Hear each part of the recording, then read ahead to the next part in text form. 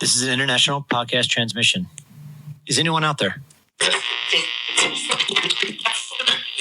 If you're listening, you've reached the No Fixed Agenda podcast.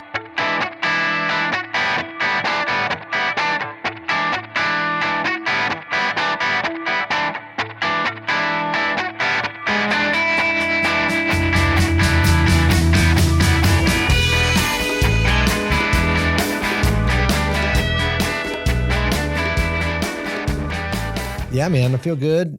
Had a couple of days with my parents after HYROX, which was awesome. That's why I wanted to jump on this and talk about HYROX really quick, because HYROX is kind of in the news a little bit, not for all the good ways, in horrible ways. As a matter of fact, to the point where people are. I think I've had the HYROX controversy conversation at least 5 times since we came in back.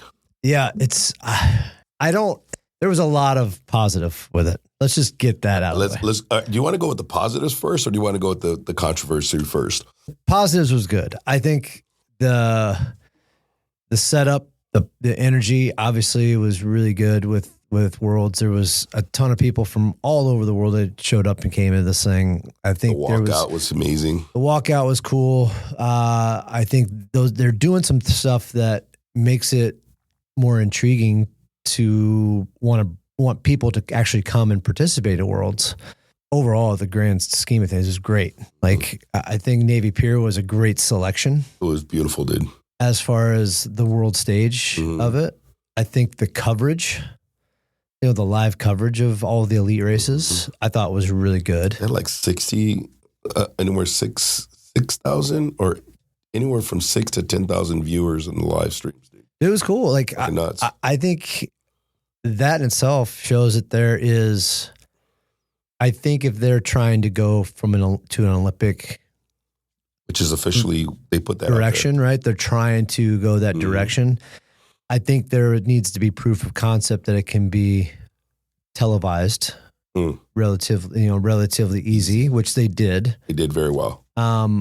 Which also helped capture some stuff that judges didn't catch. The Hunter pushing situation and stuff, right? That was caught on camera. Like, so Hunter, somebody sent me Hunter does his own podcast, right? And he usually be talking about, he was doing a podcast, he's doing his own podcast, and he saw a video that he was talking about in his podcast. And it was a running sport. I think it was either triathlon or something like that. But the video that he was talking about, and it was basically clip of a guy running, and he shoved the other competitors. Very similar to what Hunter did. And so this was weeks before Chicago. So did he get the idea from that? Did he? I don't know. I don't know. Honestly, you look at that video and it looks like he just intentionally he did. Pushed him out of the way, right? Now, what it doesn't say is that athlete was also swerving to and from in front of several times in front of Hunter and a couple other competitors. So I don't know. I'm honestly, I'm with Hunter on it, to be honest with you. Like, there is nothing wrong with a little competitive nudge on that. Did he get pushed into the wall? Yeah. But at the same time, I'm like, honestly, man, like, if you're going to sit there and do that as somebody who's competing for first place in the world, I don't see anything wrong. $16,000 purse. I don't see nothing really wrong with it. Yeah. Honestly, suck it up and get over it. Ironically, I was talking about the clip that Hunter did in his podcast, and he ironically said there needs to be more of this in competitive sports. And so maybe he created that, right? Just so that he can kind of create the controversy in the eyes. Maybe. Hunter's not stupid. Oh, he's not. He's not. He's arrogant. He's arrogant. But he's not stupid. He's not stupid. He knows how to play the game. And honestly, he's not apologizing for anything that he did. Now when it's all said and done, they have talked it out. They've got a good relationship, from my understanding. Yeah. So, but it's competitive fucking nature, man. Like, honestly, there's nothing wrong with a little bit of, nudging going on. Well, I think he did apologize. He sent out when HYROX came out with the statement. Before HYROX came out with the statement, Hunter beat everybody to the punch and basically said, "I've already apologized. We've had a conversation. It's water under the bridge." So he was trying to do damage control out the gate, right? But I truly think Hunter was trying to talk to Jeremy and kind of like smooth things out in hopes that, that nothing was going to happen and he was going to impact the rest of the Team USA in that relay team. But HYROX came out with a different decision. So yeah, it is what it is. I mean, positive notes. I think overall, great event. From the negatives, I think the biggest thing that people are talking about is the turf. Yeah. As a HYROX coach, I wanted to get your opinion on what went wrong with the turf that you saw. It's definitely not the sleds. The sleds were not the issue.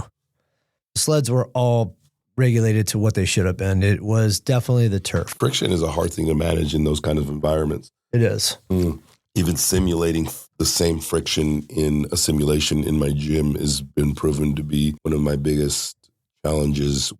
And so I've purposely chose to go above by 100 pounds nearly in my sleds for that reason alone, because I want to mimic the most difficult environment that there will be faced in a real life race. Yeah. And it worked for our athletes. Right. What also worked was, I don't agree with HYROX's statement that it was the sleds. I was there when that came out. I was there. We were there. Yeah.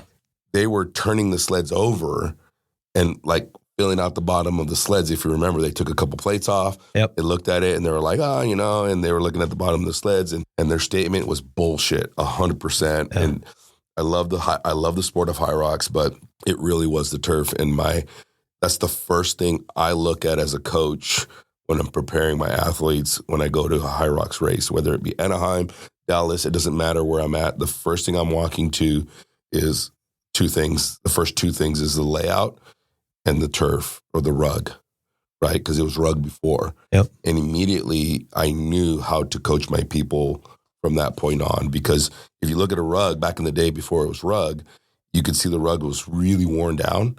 You knew the sleds were going to move easy. Yeah. But if it was a brand new rug, the sleds were going to be sticky. That's what I went to go look at after I looked at the layout and saw the layout was just old school HYROX, where it was like 1 was one side of the spectrum and 7 was on the other side of the spectrum. Yeah. And it was like that is challenging in itself because you lose where you're at in the race if you're tired, right? And so trying to coach my athletes through that was a huge challenge. The other challenge was the turf. One side of the turf was really soft. And the other side of the turf, the video that everybody's talking about, where the guy was like pushing the sled really hard on one side, and then he pushed the sled on the other side. And it was really easy. Yeah. The turf on the side that was really hard was really soft, and the sled sunk into the turf. Where on the other side, it was not that soft. If for whatever the cushioning was not off, whatever center did. I think that's my problem with it. Mm-hmm.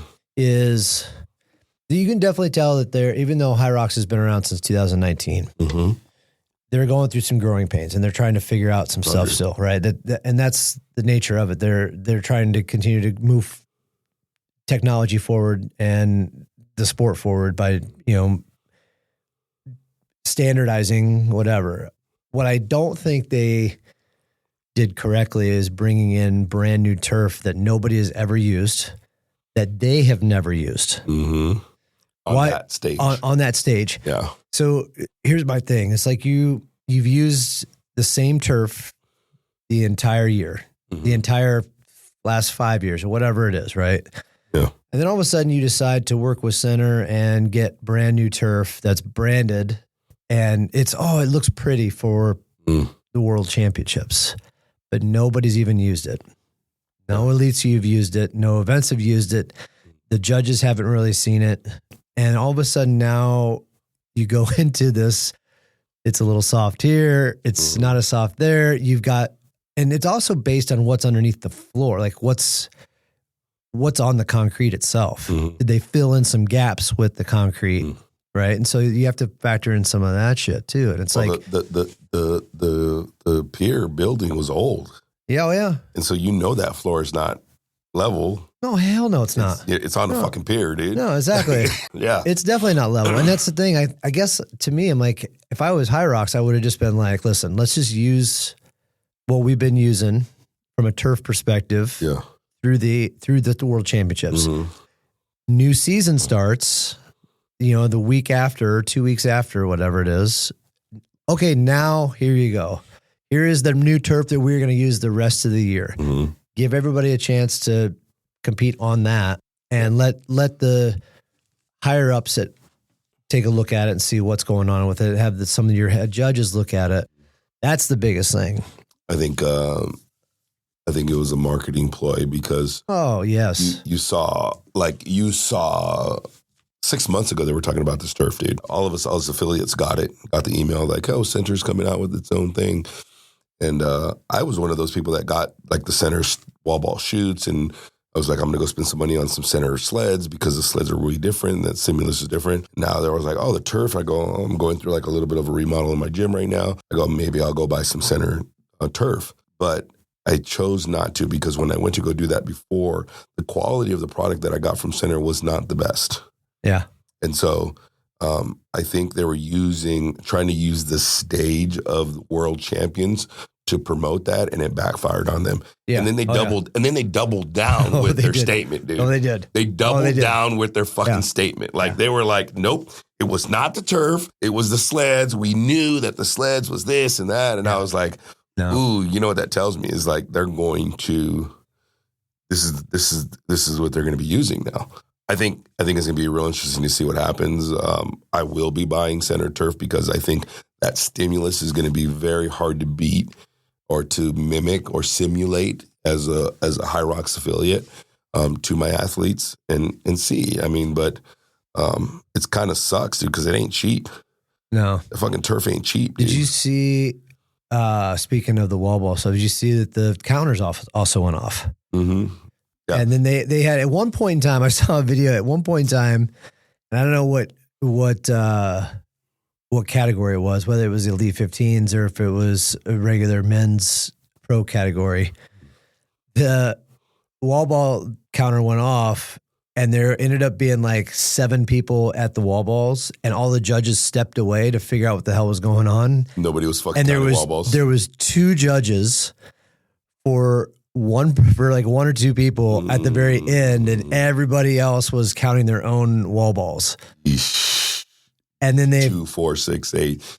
So yeah. So that was the other thing too. It's like, fuck, man. Like, how is that shit gonna, look too? Like, I don't know. I think that's what sucks is you start getting these comparisons of HYROX versus CrossFit, and people are, like, oh, well, CrossFit this and that. And then HYROX, they can't even get their shit together because of the equipment stuff. It's, I don't know. And again, technology. So you're going to have the little tweaks and stuff like that, because they said even the pads that the judges were using went dark as well. Oh, so something happened with their system that just completely capped out for like, I don't think it was for very long, but 2 minutes on wall balls is that's 50, 60 wall balls. Yeah, man, that's easy. Exactly. 2, 4, 6, 8. Like you said, it's like, I mean, I don't know. And dude, I think after that happened, I started seeing all the judges. I saw an influx of judges at the wall ball stations, and they all had the manual counters in their pocket. And I noticed it because they were running around, and the fucking counters were coming out of their pockets. And so, anyhow, it's just like anything else, man. Bliss posted a video of us doing HYROX because I asked her, one of her clients asked her if she'd ever done a HYROX. She's like, yeah, like original racer, right? And so we did in 2019 when they first came to California in Pasadena, and just to see the evolution of the sport from 2019 to 2025 is a beautiful thing, man. But the bigger the stage, the more scrutiny there's going to be. Yes, and HYROX is going to have to figure that out. Yep. I mean, CrossFit's been dealing with that shit for years. Yep. How scrutinized they are for X, Y, and Z, and especially from last year's perspective, like as HYROX gets even larger and more grandiose from a world stage and televised, and everybody's going to be nitpicking everything with it. And Is it overall? I think they did a great job. Like I feel bad for some of those athletes that had the unfortunate, scenario with the sleds or the wall balls or whatever, because it puts a fucking bad taste in your mouth. It's just like anything else. When I coach, as a coach, man, fuck you. I've coached you through a HYROX too. You tell your athletes, man, it doesn't matter if you get no rep. It doesn't matter if you got done wrong on the course. Really what matters is how you respond to it. Yeah. Right? And so that's all that fucking matters, because you can sit there and argue with the judge and do what that guy did in the video. He didn't help his time. No. He did not help his time. No. He did not. He did not help. He did not get a better outcome to his race by doing what he did. Yeah. Right? And so everybody knows, everybody would have known that the sleds were different, because we would have all been talking about it anyways, right? Yeah. And so like you just got to go through it and just be like, well, yeah, shit, dude. I tell my athletes all the time, if you get a no rep on a wall ball, man, guess what? You just keep fucking doing, don't count the rep, right? You can't fucking sit there and argue with the damn judge. Yeah. It doesn't do anything. I think going back to all of that, there's always going to be something in some form of sport, man. It's just going to be. Boxing has been doing it for freaking centuries now, dude. Boxing's been that way for a long time now. The Olympics, same thing, right? Any sport is going to have some form of controversy. And if you're an athlete, all you got to do is respond to it, man. Yeah. That's it. How you respond to it matters, period. And if you want to argue with it, you're not going to get a better time. It's not going to change you. Some of those things were wrong, but at the end of the day, man, I think our athletes responded. I think Josh was the one that got some of those bad sleds. Oh, Josh, I think Josh totally got a bad sled. Yeah.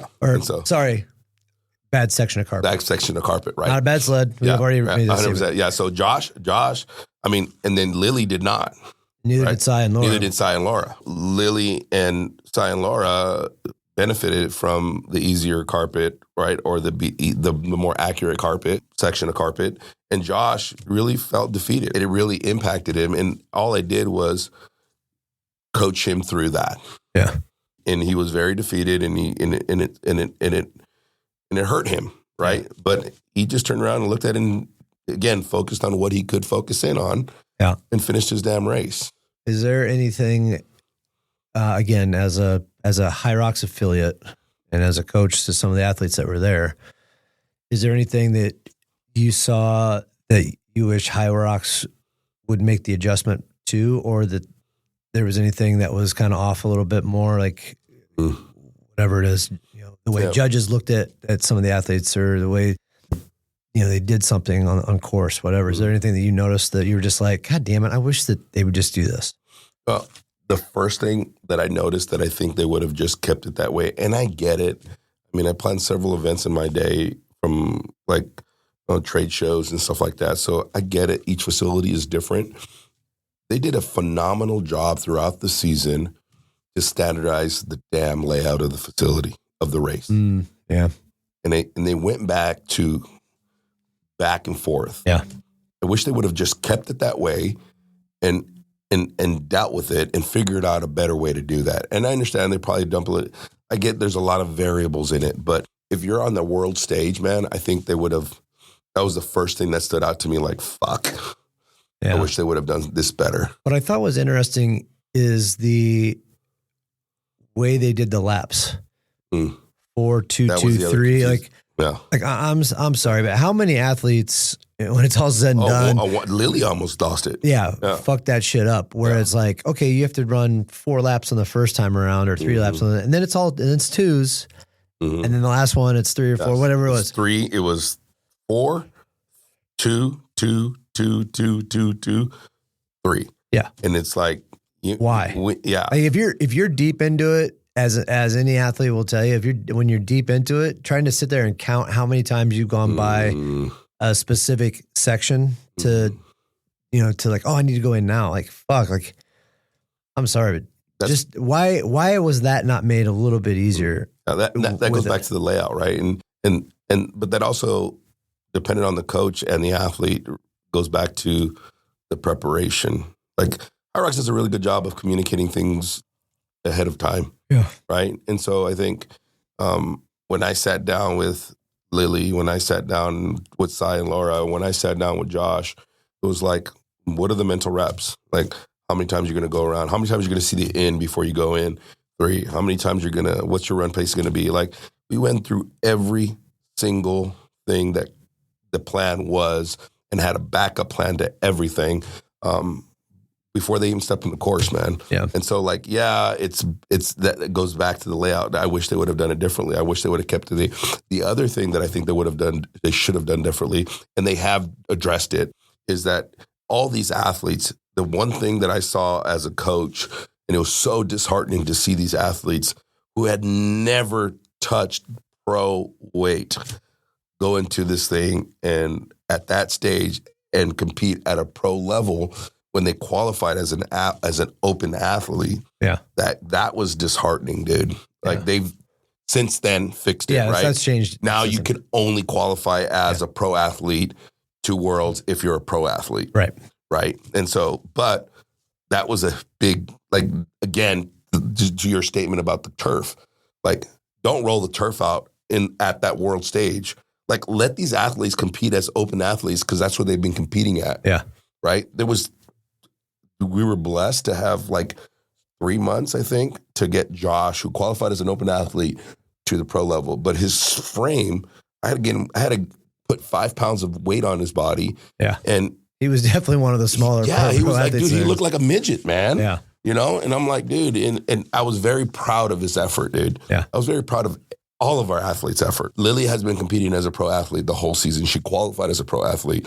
Cy and Laura, there's no pro division for mixed doubles, so they had no changes, and it shows. Josh qualified as an open athlete, got 1 pro race in. Yep. I've been training him as a pro athlete, but there's only so much work you can do to prep an athlete within 2 to 3 months for that stage to compete next to other pro athletes, dude. Yeah. And I think that was pretty shitty in HYROX's. Yeah, and I'm glad they've changed that. Yeah. I don't think it's honestly not very fair either for somebody who has been competing pro, right, at events that didn't qualify, but yet you have somebody who's competing as an open that did qualify in your place. Mm-hmm. I always thought that was a little bit strange to the way they did that. Yeah. So I'm glad that they have adjusted that and made it a little bit more sectioned out. So it's like, listen, you want to compete for pro, you have to race pro. Oh, I mean, in the grand scheme of things, I want to make sure we everything. You asked me like what I think HYROX would have done. Those are the 2 major things. Was the layout, obviously the turf. You can't do anything about that. But then the other one is that whole qualification aspect was huge. The good parts about it. I want to end on a good with them. Yeah. Like, HYROX has created an environment where everyday Joes can compete at an elite level. They're one of the few sports that haven't been able to do that, in my opinion. And I love that about them, right? And they made our athletes feel like superstars with the walkout, with how they prepped them in. They got a free fitness tracker, dude. If you qualify for Worlds, you got a free fitness tracker for life. Which is cool. For life, bro. Yeah. Which is freaking amazing, man. Like, there's a lot of good things that they did for the athletes that they did very, very, very well. So I commend HYROX for that. And I also wanted to take a quick moment to talk about our athletes, our OTH athletes. I could not have been prouder than, from the prep work to the way they were eating, to their sleeping patterns, everything. Everybody thinks that what happens on race day is a result of what what happened on race day for all of our athletes was a result of everything they had done for months and months and months prior to their dedication to things, man, the dedication to the nutrition, dedication to the training, dedication to the sleep, dedication to the recovery, dedication to the run, and all of the other accessory work they had to get done, dude. It was legit. I could not have been prouder as a coach for my athletes, for them, dude. It was freaking amazing. Yeah, it was cool to see that scale. And there was a moment that I caught at HYROX when somebody actually recognized you. Oh yeah. As an individual or as a coach to the athletes. Yeah. And I think that in itself, it shows what you have been doing for the sport and just the coaching aspect and the awareness of your athletes and everything else. It was really cool to see him come up and say, "Hey, you're Omar, right? From Omo." I was like, it was definitely emotional. I cried 4 times that weekend, and everybody knows I'm easy to cry, but that was one of them as somebody who pours blood, sweat, and tears into our community and to our athletes and to everything that I do for our community. It is like the biggest freaking form of pay that I could ever get, to hear a complete stranger that is from Chicago, that has never seen our community in person, come up to me and say, "You're Omar, and I love what you are promoting for fitness. I love what you're doing for the sport. I love the positivity in your videos," and all that stuff was very powerful. The other one that was very emotional for me was Lily. Lily is, jokingly, somebody said in our community that she must have been an Aztec warrior in a previous life. But I met Lily 3 years ago, and she was so afraid to compete in a local epic event, right, where she was like strongman stuff. And she called me and said, and I was judging at this event, and she said, "Well, I want him as my judge because of who I am, I guess, or what she saw in me." And she thought for a minute that I was, because she thought she had asked you if I was going to be there, and you said you didn't know I was going to be there, and I had committed to that I was going to be there. And she thought for a minute that I wasn't going to be there, and she's like, "I can't do this race without him there." And to watch her be like 18th in the world from 3 years ago, being somebody who didn't even think they'd get to a local race, was fucking amazing, man. It was very meaningful to me as a coach to see that, to be a part of that, to coach her through that. We were in the same Airbnb, and she was like, to dot the T's, cross the I's, everything that could have been done was done. And we looked at herself. She looked at me after the race and said, "There's nothing else that I could have done better." And I said, as a coach, no, can't fucking ask for anything more, man. Exactly. Like, I didn't care if she came in last place. If she looked at me in the face and said the same thing, I couldn't be prouder. Yeah. Right. And Cy and Laura, the same thing, man. They just, they're commendable athletes in themselves, man. But we all know Brother Cy, man. He and Laura, they got to have their wine, man. But they were dedicated to not drinking for fucking months, bro. I know. And like, that was huge, man. And the results showed, right? Yep. And then Josh, just to watch his confidence level, because he struggles with that, right? He's a little guy, man. He's fucking 5-0, man. And, he's competing with fucking 6-foot-something guys, man, that are fucking, and he's just sitting there fucking going toe-to-toe with them, dude. Yep. So it's just a beautiful fucking weekend overall, dude. I'm exhausted. But I wouldn't change it for the world, dude. Yeah. Well, congratulations to everybody who competed over the weekend at HYROX. You guys being there and being a spectator and seeing the vibe of the place and the athletes go through it, it was very inspiring. So congrats to everybody. And I do hope that HYROX takes this as a learning lesson and sees some of this stuff and corrects some of these issues so that the sport itself can continue to move forward. And to HYROX's point, and we'll end it on this, is like, so far every mistake that HYROX has made has been fixed. Yeah.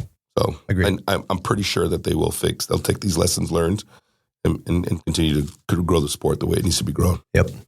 All right, everybody. Thanks for listening in. Appreciate it. And again, congratulations to all the HYROX athletes that are listening to this.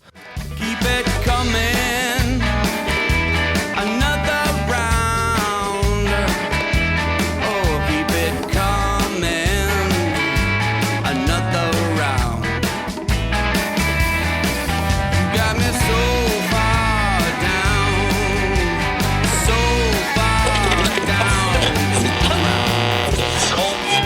This has been an international podcast transmission of No Fixed Agenda presented by Bubs Naturals. Music was provided by the Poor Dirty Astronauts with lyrics written by Matt Meyer. You can rate, review, and subscribe to our podcast on Apple, Spotify, Amazon, or wherever you find your favorite podcast episodes. NFA, over and out.